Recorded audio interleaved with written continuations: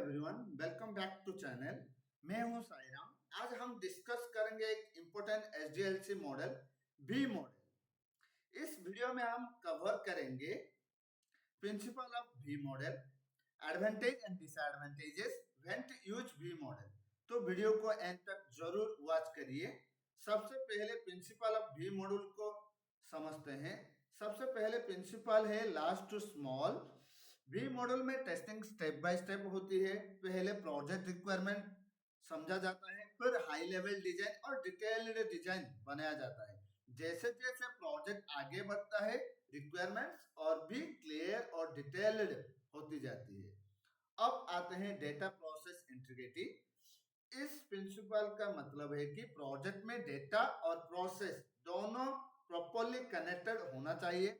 हर requirement के साथ उसका प्रोसेस भी क्लियरली आइडेंटिफाई करना जरूरी होती है। तीसरा प्रिंसिपल है स्केलेबिलिटी। वी मॉडल फ्लेक्सिबल होती है और किसी भी टाइप के आईटी प्रोजेक्ट में यूज किया जा सकता है।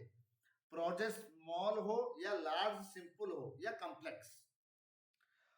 और लास्ट प्रिंसिपल है क्रॉस रिप्रेसिंग। हर रिक्वायरमेंट का रिलेटेड टेस्टिंग एक्टिविटी होना चाहिए। मतलब जो फीचर्स डेवलप किया गया है उसको वेरीफाई करने के लिए प्रॉपर टेस्टिंग भी होनी चाहिए। अब बात करते हैं वी मॉडल कब यूज करना चाहिए। कुछ सिचुएशन में वी मॉडल बहुत ही इफेक्टिव और रिलायबल माना जाता है। सबसे पहले देखते हैं ट्रेसेबिलिटी ऑफ रिक्वायरमेंट्स। जब रिक्वायरमेंट्स और उनके रिलेटेड टेस्ट केसेस को प्रॉपर्ली ट्रैक करना इंपॉर्टेंट हो, तब वी मॉड्यूल यूज किया जाता है। इस हर रिक्वायरमेंट के करस्पॉन्डिंग टेस्टिंग इजीली वेरीफाई किया जा सकता है। सिंपल वर्ड्स में, जो रिक्वायरमेंट डिफाइन हुई है उसकी टेस्टिंग भी प्रॉपर्ली एंश्योर होती है। अब बात करते हैं कॉम्प्लेक्स प्रोजेक्ट की। अगर प्रोजेक्ट बहुत कॉम्प्लेक्स हो और डिफरेंट सिस्टम कंपोनेंट्स एक दूसरे पर डिपेंड करता हो, तो वी मॉडल बहुत हेल्पफुल होती है।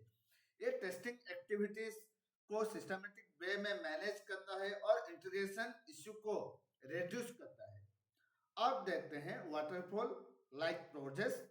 जो project step by step sequentially process follow करते हैं, यही वाटरफॉल मॉडल की तरह उनमें भी मॉडल सुटेबल होती है। ये डेवलपमेंट और टेस्टिंग दोनों को प्रॉपर्ली स्ट्रक्चर प्रोवाइड करते हैं। और लास्ट में देखते हैं सेफ्टी क्रिटिकल सिस्टम्स।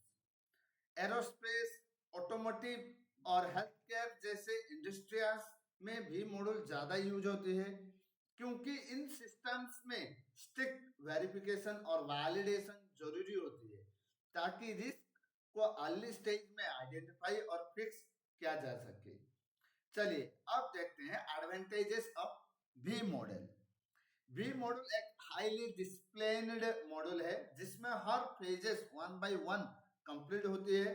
ये मॉडल ऑन प्रोजेक्ट के लिए सुटेबल है जहां रिक्वायरमेंट्स क्लियर और फिक्स्ड होती है।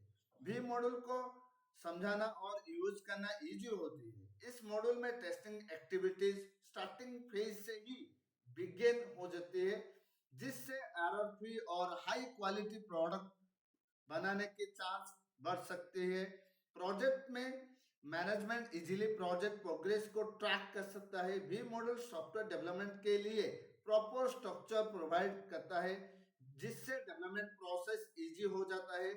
ये मॉडल टेस्टिंग पर ज्यादा फोकस करता है, जिससे सॉफ्टवेयर की क्वालिटी और रिलायबिलिटी इंप्रूव होती है। रिक्वायरमेंट्स और फाइनल प्रोडक्ट के बीच क्लियर कनेक्शन होती है, जिससे चेंजेस मैनेज करना इजी हो जाता है। वी मॉडल की क्लियर स्ट्रक्चर की वजह से कस्टमर और डेवलपमेंट टीम के बीच कम्युनिकेशन इंप्रूव होती है। और अब बात करते हैं disadvantage of V model. V model एक लीनियर मॉडल है, इसलिए चेंजिंग एंड रिक्वायरमेंट्स या अनएक्सपेक्टेड चेंजेस को हैंडल करना डिफिकल्टी होती है। इस मॉड्यूल में डॉक्यूमेंटेशन और टेस्टिंग ज्यादा होती है, जिससे वजह से प्रोजेक्ट में ज्यादा टाइम लग सकता है। अगर रिक्वायरमेंट्स बिगिनिंग में क्लियर ना हो तो प्रोजेक्ट में रिस्क और अनसर्टेन बढ़ सकती है। ये मॉडल कॉम्प्लेक्स और ऑब्जेक्ट ओरिएंटेड प्रोजेक्ट के लिए ज्यादा सुटेबल नहीं होता।